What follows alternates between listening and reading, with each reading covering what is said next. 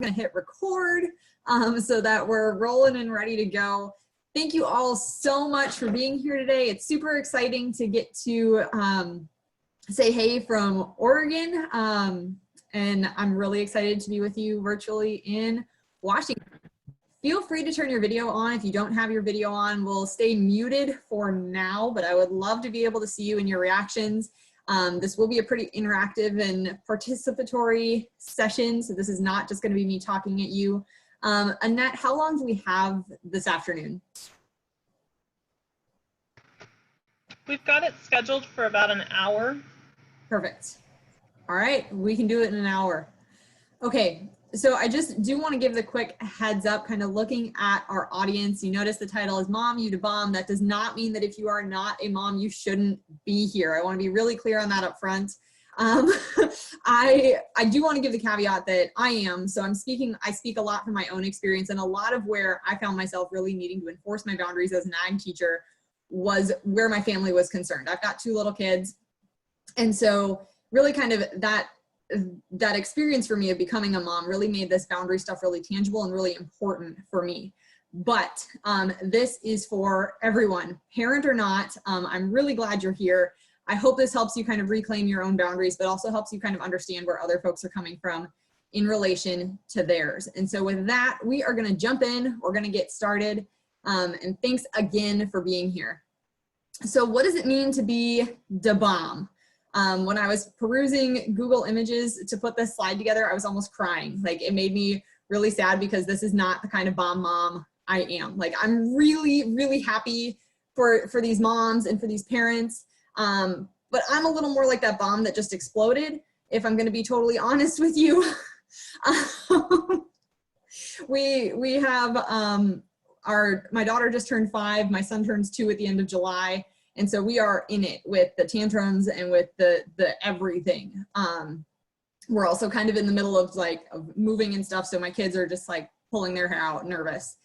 So as we think about kind of, what does it actually mean to be da bomb and kind of where all this started, this really kind of started actually with the work of Dr. Haley Trainey. In the last few years, she's been conducting research, kind of thinking about how ag teachers navigate their professional responsibilities, how they find success, and kind of where they fit into this conversation and how they see themselves. And so this really kind of came out of workshops, just thinking about, for her as both as a participant and a facilitator, really kind of how do we empower people to really feel like they can be a good employee and a good spouse and a good friend and, all these different things that we are. How do we do all of that? For me, hearing the outcomes from Haley's workshop, there was one in particular where parents especially were kind of talking about the challenge of being an ag teacher and a parent. And so those comments just kind of really got me as far as thinking about kind of what does this look like when you're an ag teacher and a parent? And I thought, man, what are we really doing to bring attention to our ag ed parents, and how are we taking care of them? Like we really need to do this for moms. And that was kind of my own personal call, I felt like, on some of this boundary work. And a lot of that is because I've got 2 little kids at home. And so, that brought on a lot of really heavy introspection and thinking, and kind of this whole process with a colleague of when she asked shortly after having her little guy, how do you do it all? And I don't. And so we want to take some time today to really think about, how do we define boundaries and how do we empower boundaries? So when we think about this, there's a little bit of this heightened load when you're a parent as well. And we think about that now, especially with COVID and the way we wrapped up the school year and some of those things, that there's just the mental load that's being carried is a little bit different. And so really kind of when we think about, being a mom and think about where our boundaries are infringed on, we want to take some time kind of defining where we're at in that conversation. And so I'm going to share in the chat a Google Doc that I'd like everybody to join on. You should have edit access, and if you don't, if somebody would shoot that in the chat and let me know. We want to spend some time with these first couple questions. First, thinking about how we define boundaries and how are you currently struggling with boundaries. And it's okay if you're not quite sure how to define boundaries just yet. but we're gonna have you click on that Google Doc link in the chat box. And we're gonna have you answer those first 2 questions, and I'll share that screen as well real quick here. So as you're joining, don't worry, you are currently anonymous. So I'd like you to just take a few minutes here. I'll zoom in so this is a little bit easier to see. So as we're using this Google Doc, if you would please just grab a bullet point. If you see somebody's already there, just hit enter and type in the space below. How do you currently define boundaries, and what are some boundaries that you're currently struggling with? We need edit access.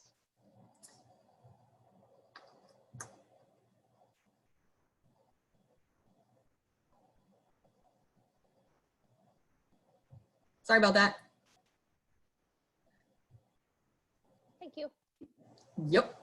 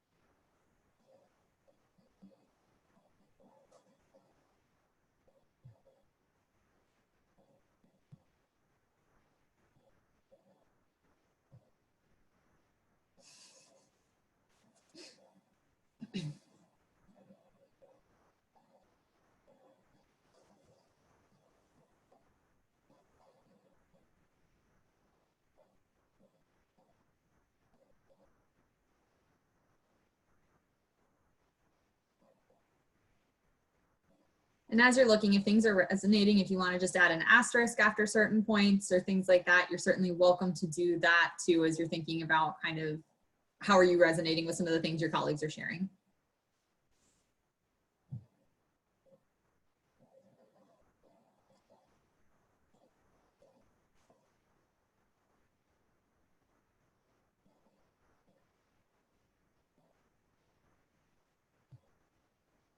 Mike, if you want to try closing out of the document and going back in, everybody should have edit access if they have the link. Or try refreshing your browser.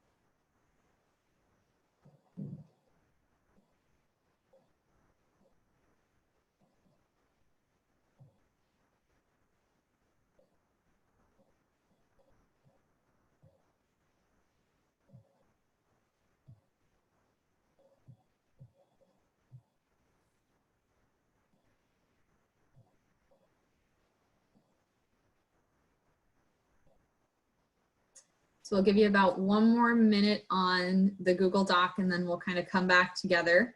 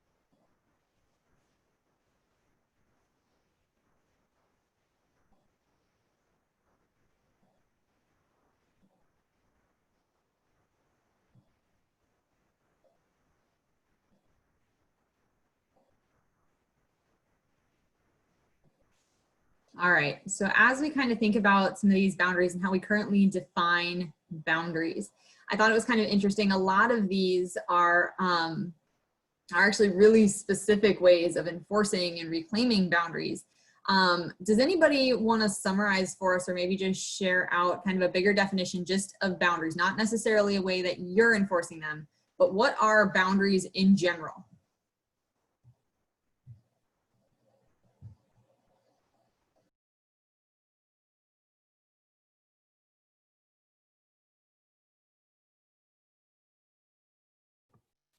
Are they kind of like that hard line where you don't really want to pass in order to keep yourself sane? You're asking? Boundaries we set to protect us. How so?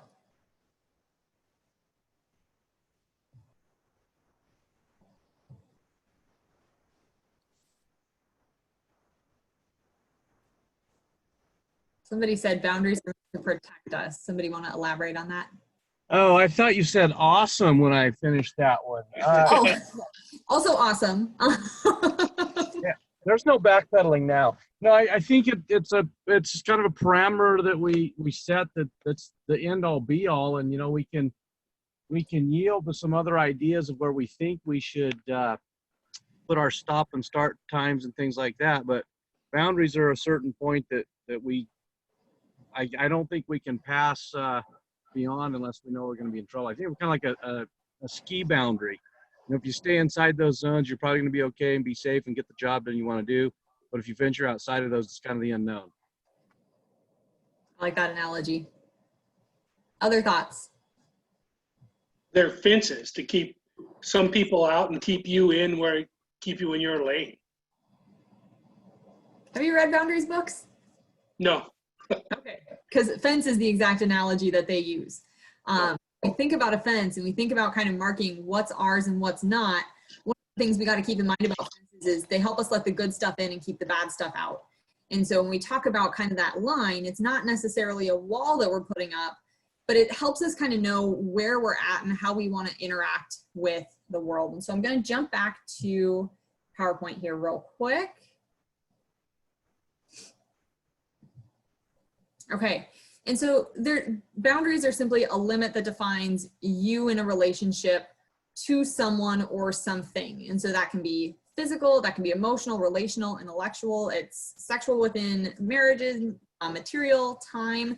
And so when we think about kind of where those things are, I just saw a comment, sometimes our jobs are the boss cow that constantly pushes on the fence to find the weak spot. Yes, and I love that. One of the things, and it's important to recognize a lot of the work we're going to do today is we're going to kind of look at that fence and we're going to say, where do we need to repair our fence a little bit? What are some of the things we want to be able to let in? What we want to keep in mind with boundaries is boundaries aren't this hard, fast, no, nothing ever comes through. This is my wall. You're not going to get through this.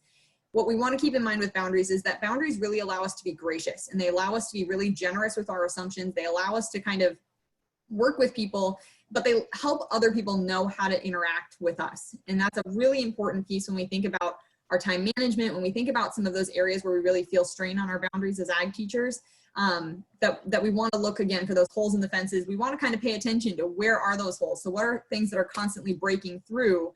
How do we make sure that boss cow knows who's in charge? I can talk. But yeah, that was a really nice analogy, Brian. So as we kind of think about this and we think about some of those boundaries and kind of why bother here, we're really thinking about how we try to be more efficient, productive, and emotionally well. And because without those boundaries and clearly defined priorities, some of you are already kind of connecting the dots that on-the-job performance and well-being can really suffer. I think in general, that's probably magnified a little bit for parents, because you're on the job well before you get to work and well after you leave. And even if you're not doing that direct job of caring for that child, you're probably still carrying some of that load with you. You don't just stop being that when you show up in your classroom. You don't really ever get to put it down. And so this has been probably a bigger challenge even as people have worked from home. Those physical boundaries between work and home have literally disappeared. And so how do we manage that? How do we really kind of think about where those things are and where those things go? So we want to take some time first before we really dig into, so what do we do about this? How do we mend the fence? How do we reclaim our boundaries, and how do we manage this? We want to first identify kind of where those holes in the fence are, or where that boss cow, who that boss cow is that kind of just keeps pushing. And so when we think about how we know a boundary's been crossed, we feel overworked or smothered. We feel disrespected or unappreciated, annoyed or resentful, or guilty or shameful. And so we want to take a little bit of time here this afternoon to think about under what circumstances we really feel those symptoms, specifically in the workplace, but you may also identify some of those in your home life as well. And so we're going to head back to that Google Doc. You'll see on now page 3, we've got some spots to think about. Where are some places that we feel overworked or smothered, disrespected or unappreciated, annoyed or resentful, or guilty or shameful? Start with where those things really crop up in your work. But if there are areas that you want to share regarding your home or personal life, you're welcome to plug those in as well. So again, under what circumstances do you feel these symptoms of crossed boundaries?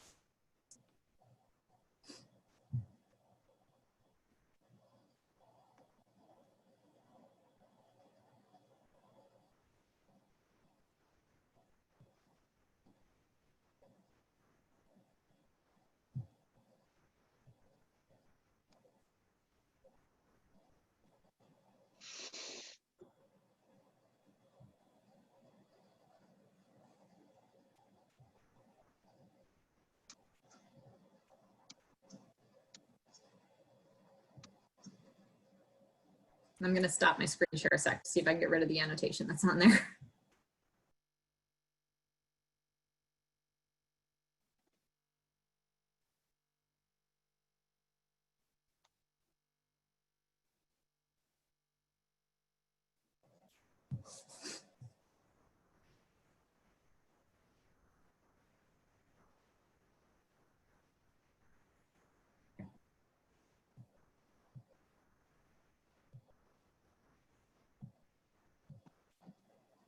And same thing here, as you're seeing ones that resonate with you, or if somebody steals yours, go ahead and put that asterisk behind it to kind of say, hey, me too.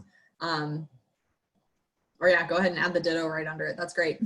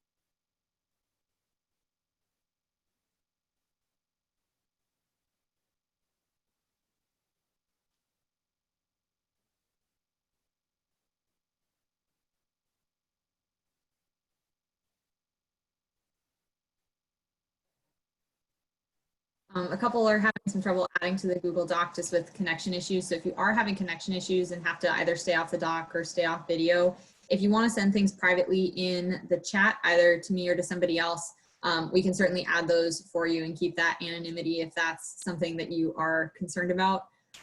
Or you're welcome to kind of add those in the chat so we can keep plugging those in as well.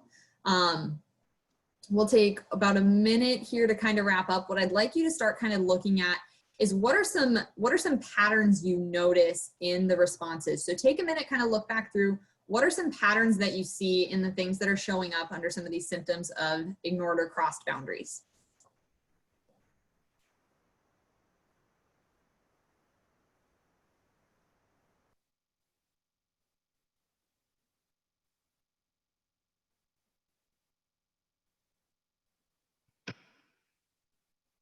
They seem to be conflicts between our many hats. What are some specific conflicts that you're noticing? School expectations.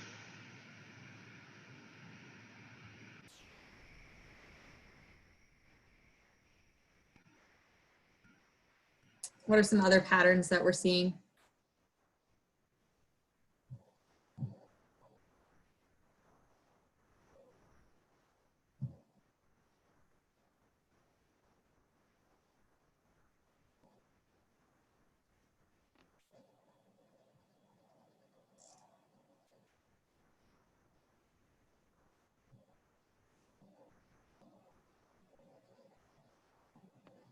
Becky, are you able to make that full screen so that we can see the whole thing? I see a lot Or of us more of it? are feeling like we don't get recognized for a lot of the work that we do. I see that the word expectations comes up a lot, whether we put that on ourselves or if other people are putting that on us. It also seems like the majority of these focus on what other people want of us, making sure that other people are happy, not necessarily ourselves.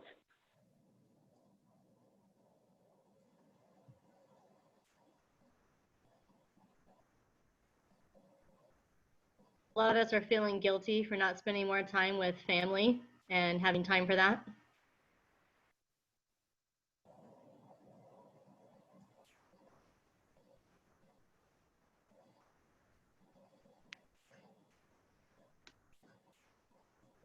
When we talk about cross expectations too, I always joke that I'm never sure if I should ask mom or dad for permission for something first, because my principal, my evaluator, and my CTE director all need to be in the loop. But who do you start with without doing a mass email?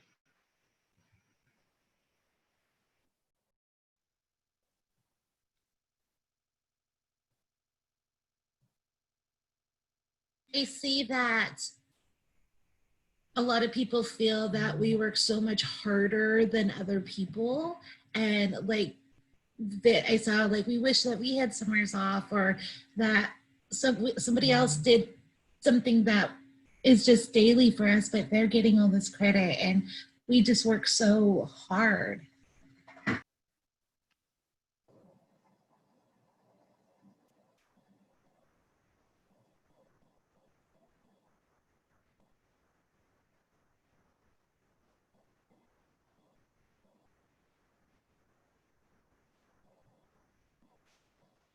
Thanks for sharing those thoughts, and thanks for that transparency. Thanks for the things you're willing to share on that doc and the things you've been willing to share out. I think what happens often when we facilitate here is this is a tough conversation, and it's hard when we start looking at, you know, what are those symptoms and what are those things that we're letting people cross the fence on, and that we're letting in without really knowing then, okay, wait, how do I rebuild that fence, and how do I bring that back? And so we don't want to stay in this zone of, oh man, I've got so many symptoms of ignored or cross boundaries. And we do want to give you some time, because what we often find is that the experts in boundaries are certainly not me. For those of you who are who kind of follow our accountability group on Facebook, you hopefully know by now that I am certainly no expert. I share a lot of cool things other people have to share about boundaries. And so I want to give you some time to really kind of think about, share the right thing here. I want to give you some time to think about some of those boundary building strategies. So I think, how are we doing on time? Oh, great. I'm going to actually give you 15 minutes in breakout rooms because I want you to have some time to really kind of bounce some ideas off each other, to have a little bit smaller setting where you're able to actually chat with each other without having to share out to the whole group. What I'd like you to come back to the group with after about 15 minutes are 1 or 2 really key strategies that you found effective in your practice. And so think about really, when we talk about boundaries, they're things that we can think about today. What's a way that we can reclaim a boundary right now, today? It doesn't have to be a huge strategy. What's something you've done that's worked for you in owning your boundaries and mending the fence and in maintaining that fence? And so you're going to be with 3 to 4 people in a breakout room. We're going to take 15 minutes just to really think about those boundary building strategies. Any questions before I send you into breakout rooms? You'll still have access to the Google Doc, but really we just want to give you some time to kind of chat and really think about what this looks like for you. All right.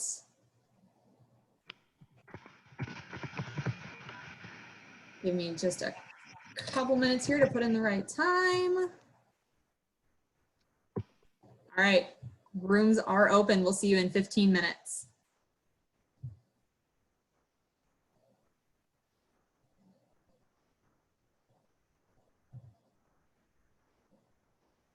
How do we go to breakout rooms? I probably didn't assign you to one because you're a co-host. Let me see if I can add you. Oh, got you. Before you add me, Becky, if you want additional time than an hour, you may have whatever you would like because we don't have anything scheduled after you. Okay. And so people may have to leave, so please don't be offended, but please take the time that you need. Okay. Okay, I would love to go somewhere. All right, let me move you from co-host to participant and then I can add you to breakout room. Thank you much. I got a breakout room, but I don't know how to go there. You should just be able to click join on the breakout room screen. Give me 2 seconds and I'll see if I can add you.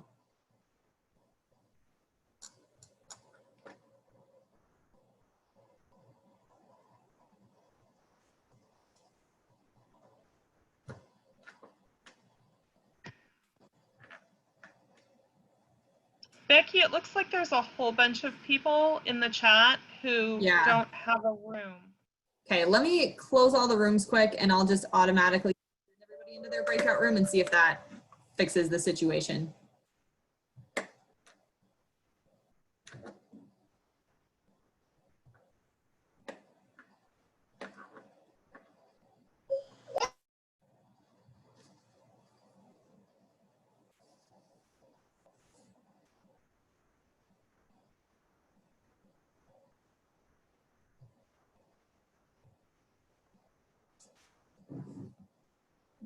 Call everybody back here quick. I'm gonna figure out how to say no. Sorry to pull you all back. We were having some issues with getting everybody into a breakout room. So we're going to push everybody into breakout rooms automatically and see if we can get everybody assigned that way. So thanks for bearing with us. Sorry to cut your conversations off for those of you who'd already gotten started.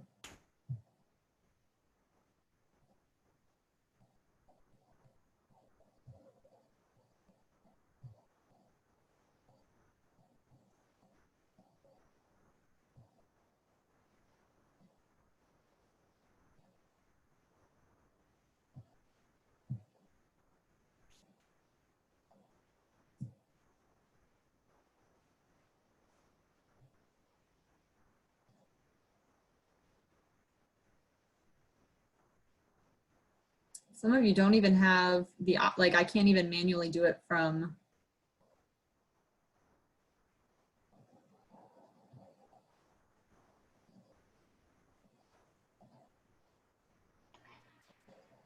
I have a feeling it has to do with how we actually entered this workshop, whether it was through the WOVA or whether it was for our own Zoom accounts. Because if we entered through WOVA, that's probably why you're having the problem.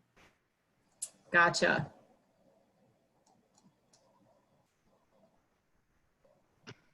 Can those of us who are still in the room just be a breakout room? Yes, absolutely. That would be great. So again, for those of you who are still in the main room, sounds like we're having some issues with actually assigning breakout rooms depending on how you joined. We'll keep the conversation going here for 15 minutes or so. We're sharing out some of those boundary building strategies. So thinking specifically about some of those areas where you're feeling those symptoms of ignored or crossed boundaries. What are some things that you do to reclaim those boundaries and really own that for yourself? And I'll mute so you all can chat. I'll put the Google Doc up back in the main session so you can all see that as well.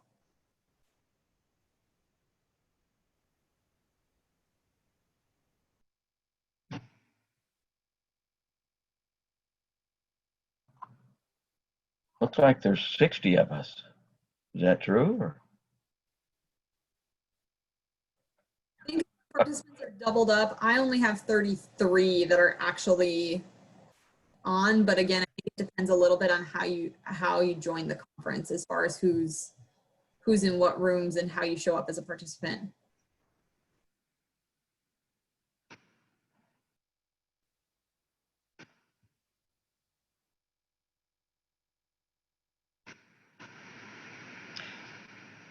I'll jump in and start. I don't know where we are with rooms or whatever, but one of the things that I tried doing last year was staying at work a little bit later and leaving everything there. So being home in time for supper, but not bringing stuff home.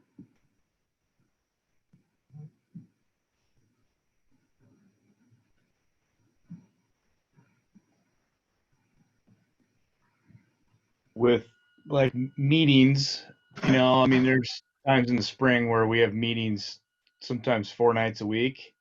I cap it at 3, and that's only for about a month or two period. You know, March wasn't bad this year, obviously, because of the shutdown, but limiting the number of night meetings that you're gone, you miss your family. You're not there when they wake up, and you're not there when they go to bed.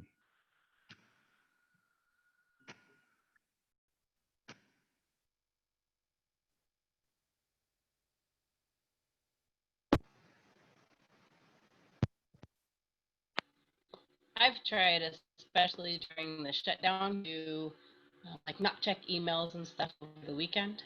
I found that was kind of grabbing a lot more of my attention, and then I'd feel guilty for not responding right away, or I'd feel guilty for checking it while doing some family stuff. So I like just stopped checking emails on the weekend unless I knew there was something extremely important going on.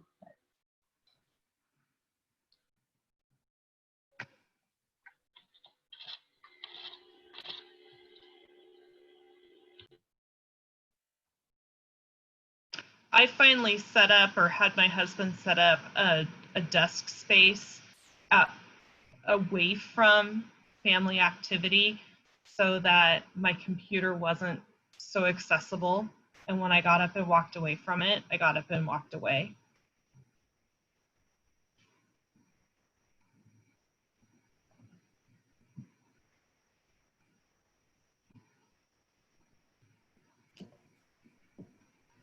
I did the same as Kayla. Just stop checking work emails on the weekend, stop replying. Granted, I didn't start that until May, but just trying to take some time completely away from it.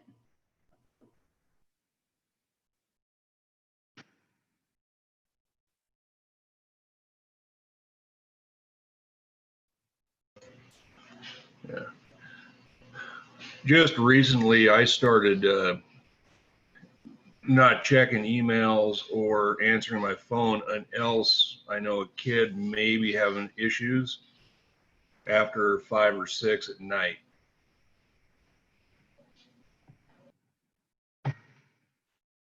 Oh, I learned how to use the nighttime phone application that turns your phone off unless they're on your favorites list, and messages.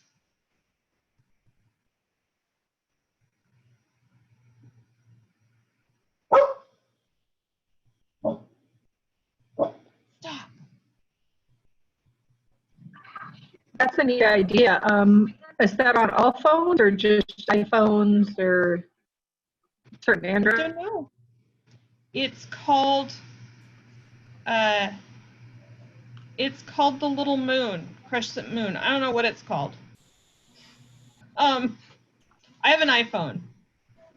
It's Do Not Disturb. That's what it's called, and you can schedule it or you can turn it on. Just in general. And it can be silenced all the time, or so like if you're playing games or using it or whatever, it's still silenced, or only while your phone's locked.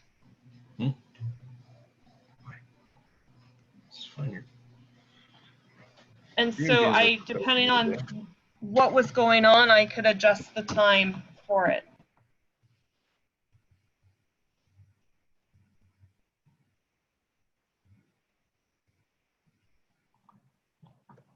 Or do it like an old fart like me and just turn the phone off at a certain time.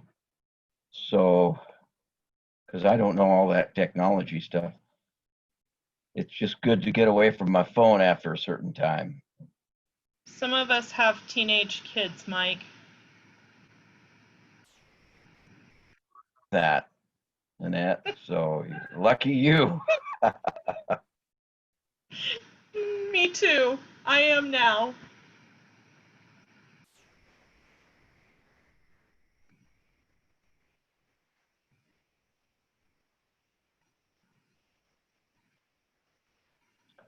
I guess if any of you use Google Calendar, which I'm guessing a whole bunch of you do, family events should block out any chapter, school, et cetera, things. So it's good not to schedule over the top of those family things.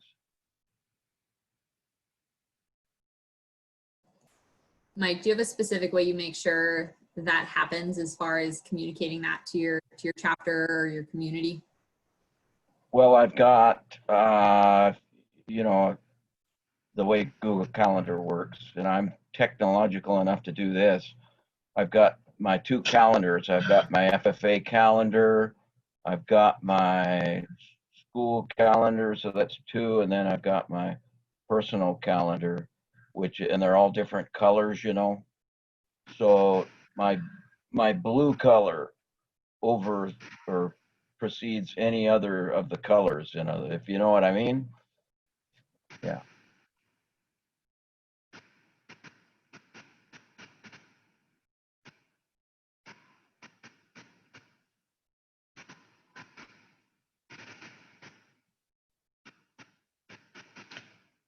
This is personal to our family, but our son, who just graduated, played basketball, and the last 2 years I volunteered to do scorebook and scoreboard for the JV and the varsity.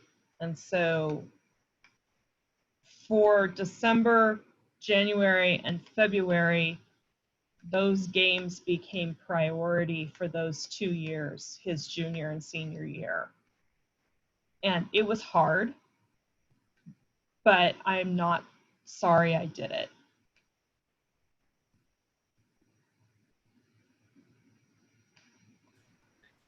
For me, it's about scheduling time to visit family that's quite a distance away. And so when I schedule those times with them, I make sure that nothing else competes with those times. And I make those a priority so that nothing else can get in the way.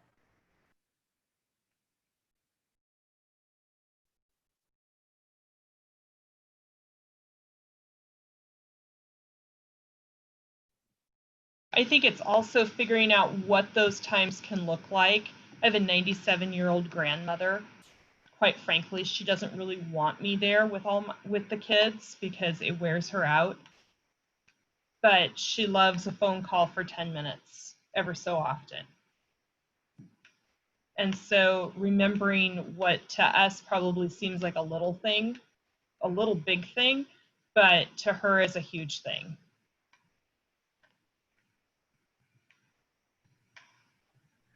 Something that's helped me a lot is I'm so busy with my own farm and working, and is that I've let my family members know that I have to schedule everything in advance. And they finally just realized that, okay, I just have to schedule advance with me, so they know, and they don't get mad anymore because they know, look, I just got to call her on Monday and then she'll put it on her calendar and she'll be there. Just communicating that with your family and friends, that how important it is for them to just, they can't ask me spur of the moment, or I just can't do it.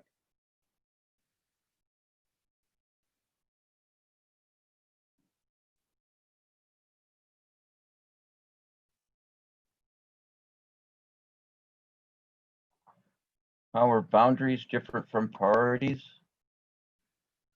Boundaries are non-negotiable, I think. And priorities are choices that we make. For instance, a boundary I have is never to bring work home. Absolutely. Whereas if I'm home with my family is a priority, but if I get a call about a sick pig, steer, lamb, then my priorities kind of are shiftable, if you know what I mean. I think I hear what you're saying. I think maybe Yeah, like a priority can overtake the boundary.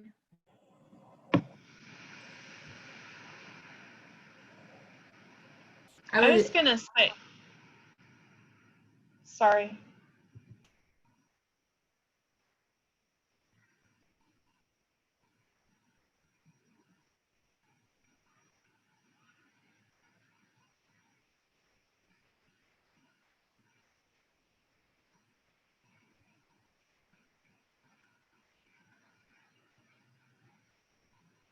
I was gonna say a priority is how close you get to the boundary fence.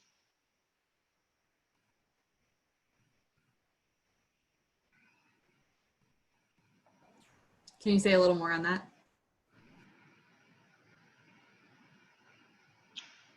Well, if a boundary is a fence, you don't go moving fence every time you move the sheep. You open the gate, but you don't move the fence because it's a fixed feature. So your priorities would be then how close do you get to that fixed feature of your boundary?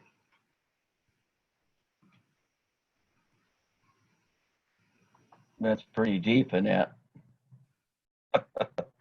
Got my hip waders on, Mike.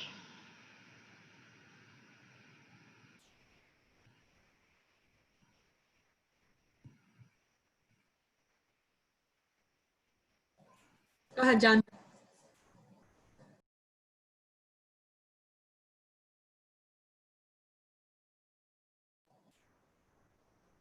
John, I can't hear you.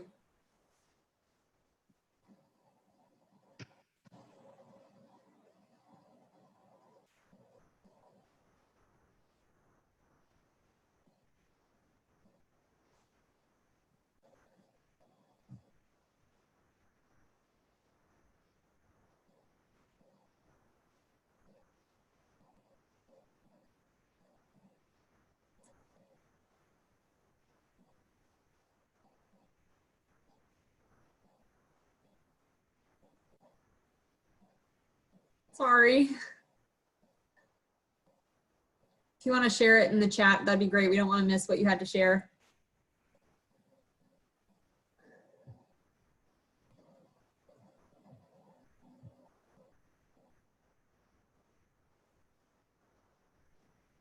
So breakout rooms are about to close. Do we have a volunteer in this main group who wants to share out when we get to, or as we share with our other groups?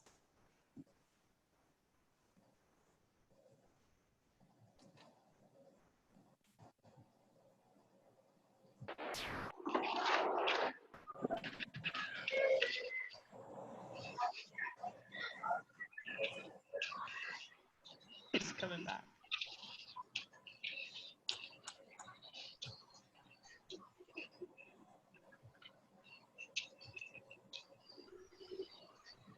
All right, welcome back Did you have enough time? Yeah. Never enough time. I know, and especially when we don't actually get to see each other, we don't get to have those hallway conversations. I know for some of when we put our students in breakout rooms at Oregon State, they often don't talk about what they're supposed to talk about, which is also just fine. Sometimes we need that too. And if you needed that time to take, I mean, I hope you took what you needed that time. What we're going to ask you to do is go ahead and share out. We'll start with group 1 and work our way down to group 8. I'll capture some of the strategies. So I'm going to let you just chat and share. We've got about 10 minutes left. So if you could just recap in a minute what you chatted about in your breakout room, what were some strategies you heard that you want to make sure that we can share out with the group, and we'll have a strategies list then that you can kind of draw on as a takeaway from our time together today. So group 1, if you want to start, and then we can just keep rolling through the breakout rooms. If from the main session wants to share after we've gotten through group 8, that would be great. So what were some strategies you heard? Just asking for clear communication from your coworkers and frequent communication.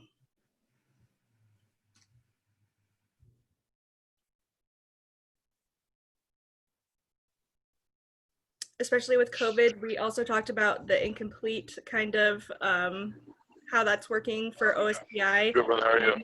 Now that we are on break, telling those students that just a king size get one when we get to that. So the boundary of our summer is summer, even though students are needing to get those incompletes finished.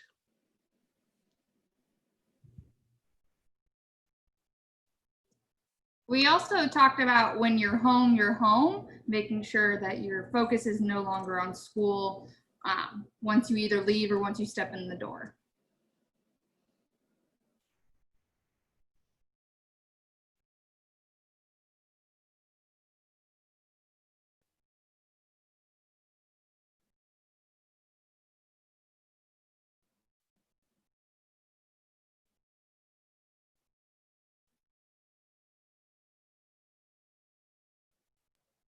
Group 2.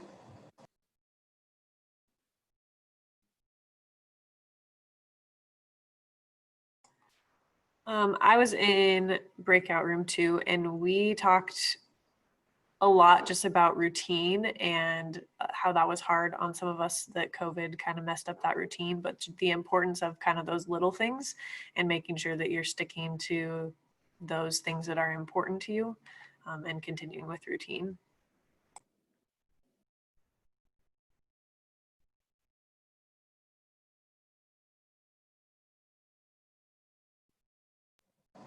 Thanks, Hillary. Group 3.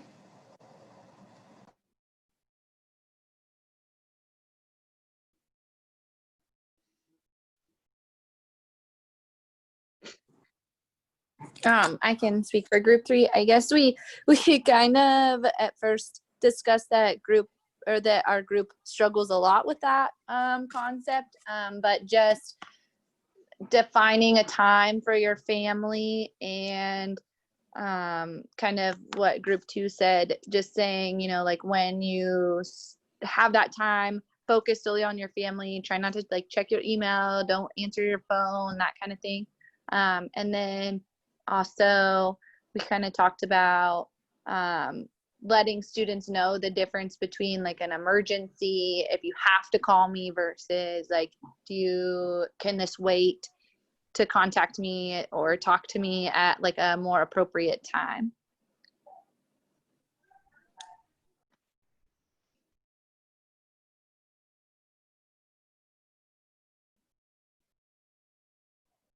Thanks, Megan. I think we're on group 4. We talked a little bit about, first thing is that boundaries are there to insulate you, not to isolate you. And just to help you be safe and not be alone. And the second thing is that sometimes when we strike a balance between work and home, it's different for female teachers that are moms and male teachers that are dads. It's a different set of expectations sometimes. And as an older teacher, I was able to take my kids with me everywhere I went when I wanted to, and you just can't do that anymore with the school rules. So it's really different in today's world than it was when I first started and had little kids.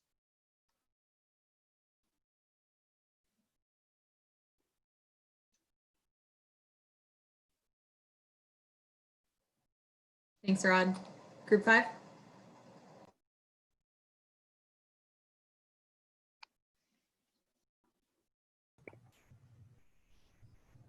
I guess I'll talk. We talked about some specific strategies like assigning times of the day that you check your email. So you only check once a day and you're not constantly on there. And then maybe a day a week that you grade and really focus your efforts on those larger assignments. And then leaving your work at work when you go home to your family again. And I know that's been said already. So.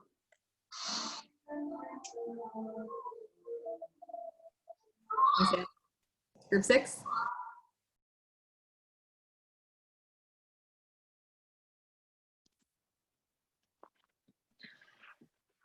All right, I was in group 6. This is Jessica DeBoer from Fife. We talked about setting the boundary of also not taking anything home, but there's a couple of us that have the setting where we don't allow any FFA projects or any school stuff at all on Sundays. Sundays is the day for us. That way we have at least one day a week that is our time. And then another member of our group talked about how their commute into work is 1 hour each way. So they have those 2 hours of their day where they listen to podcasts and just kind of unwind in their vehicle by themselves. And that really helps them to just cool down and relax from the school day. So those were the 2 big things that we discussed.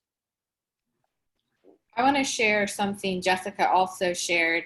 She talked about how she's been using time this past year to really focus on figuring out what she really wants to be spending her time on. And many of us are people pleasers, and so it's easy for us to make what other people want us to do our priorities, but really spending some time to dig deep into what we want our own priorities to be. Thanks, Jessica and Anna. Group 7.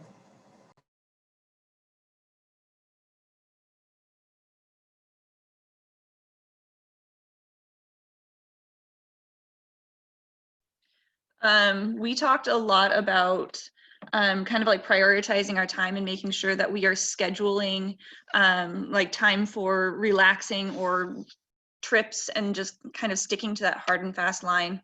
So that way we can make sure that we're taking time for ourselves and not always just trying to please our students or our schools.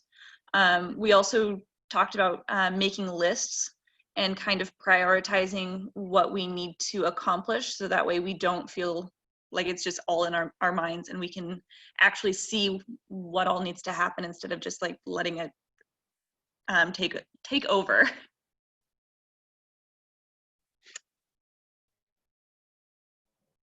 Thanks, Ellie. Group 8? A couple of the things we talked about is what's already been mentioned above, kind of like turning off your cell phone or looking at when's appropriate for kids to call, like no calls after a certain time of the day. And then just simply saying no. Just learning that it's okay to say no and not commit yourself to every single thing, even though it's really hard because we want to see kids have opportunities.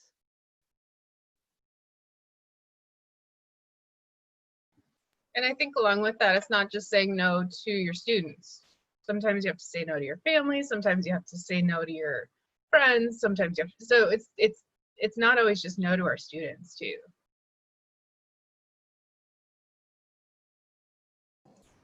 Thanks, Tracy and Becky. That was group 8, right? Okay. If you stayed in the big room, I know we had some issues with getting people into breakout rooms with depending on how you joined. If you were in the big group still, if you want to share out some takeaways from that big group.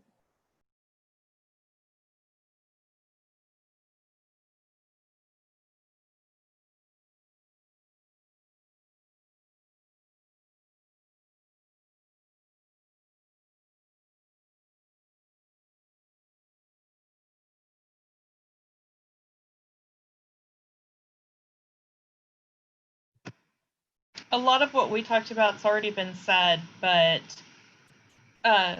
being focused on making sure that we create family time and leaving school at work or work at school, I think are the two big things that I took away from ours.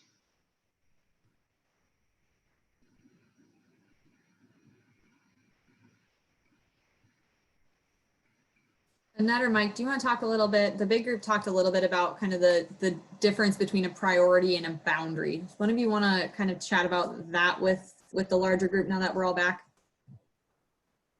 Mike can. Did you volunteer me, Annette? Nope. Yes, Mike. Well, it was simply, Becky asked, what's the difference between boundaries and priorities? And I just said boundaries are set in stone, non-negotiable, you know, such as a lot of you have already said it.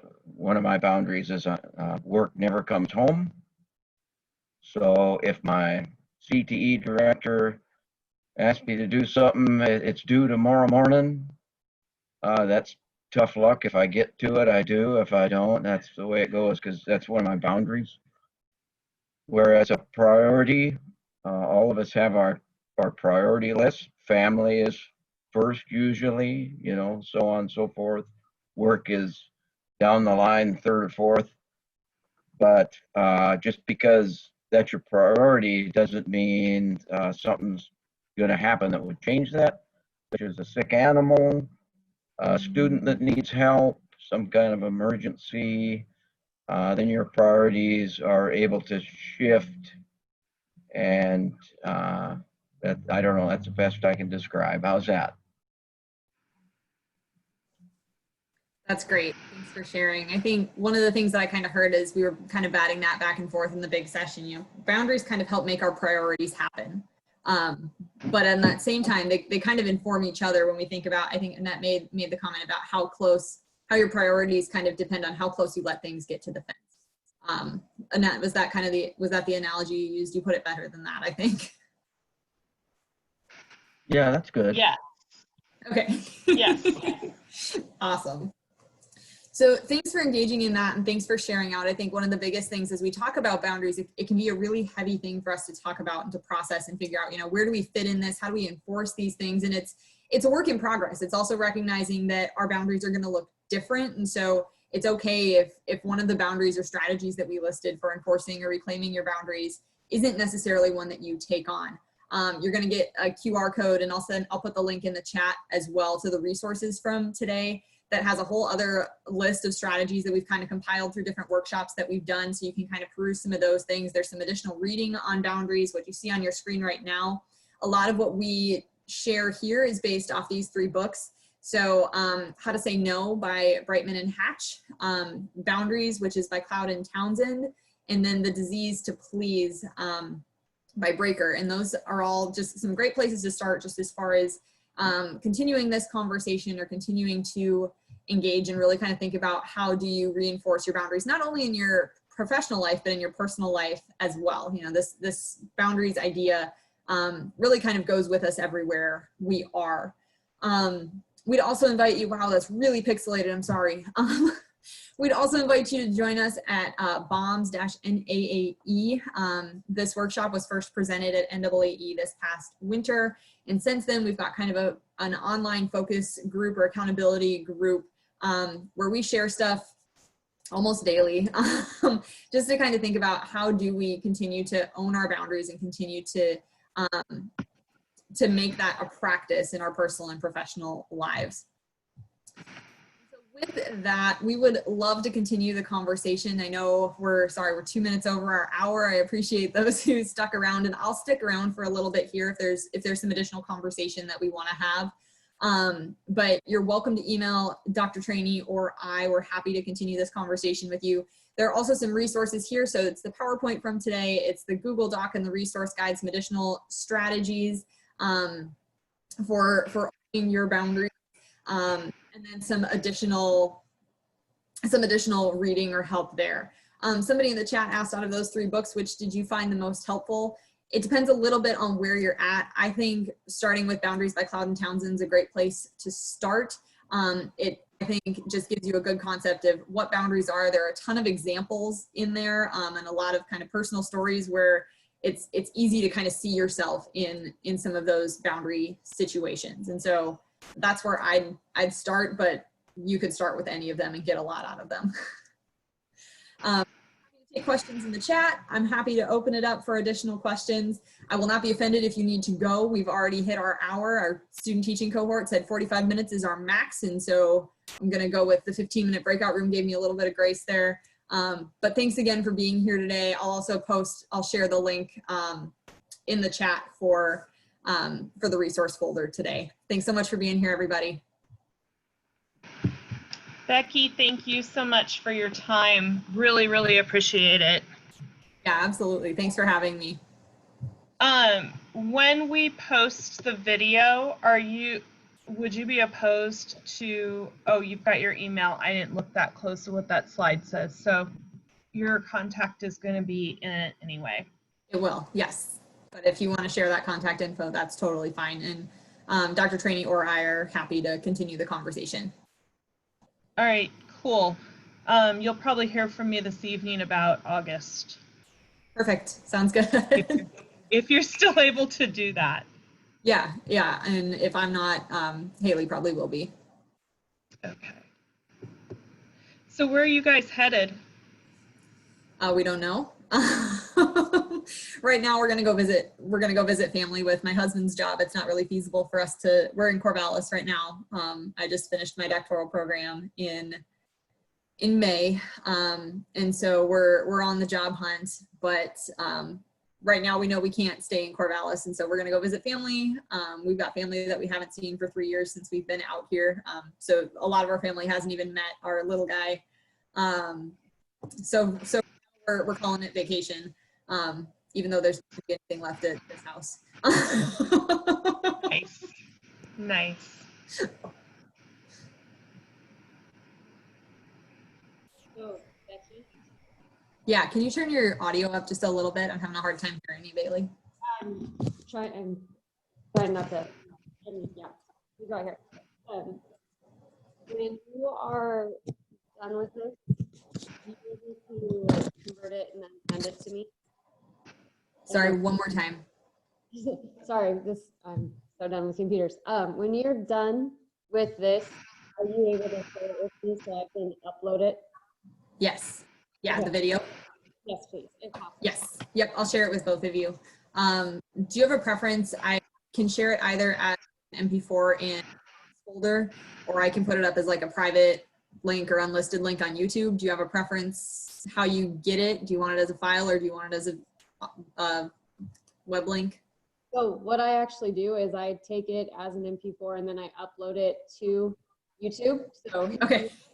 If you want to save me some time and go for it yourself, that would be fantastic. But all right.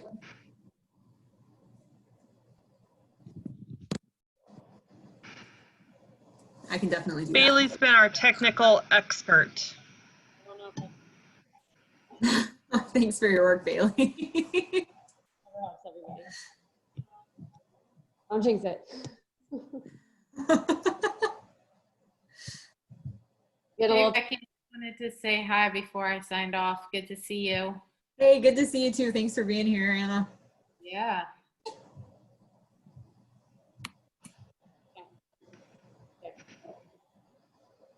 Okay.